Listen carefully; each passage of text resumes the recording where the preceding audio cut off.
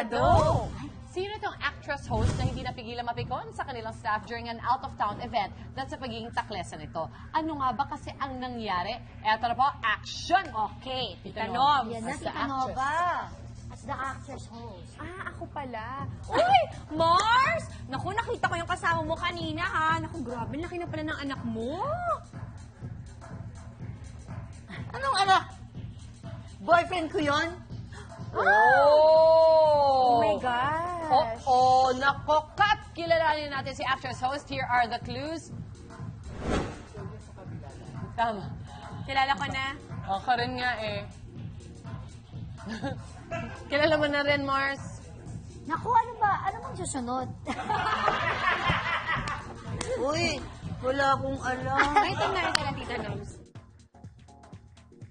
Ay, basta happy tayo. Ay, oo. Basta happy siya, di ba? Ay, oo. Ano naman, feeling ko sinabi na yan in a jokingly manner na parang nakakaloka ka.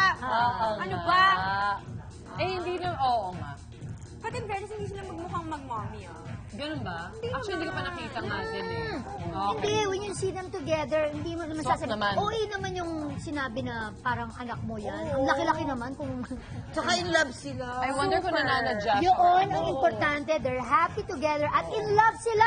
Celebrate love. Dahil man Bongga. lang sa mga sasabihin ng iba. Correct! Basta happy kami para kay actress host dahil nakita na niya ang kukumpleto at magpapasaya sa kanyang buhay.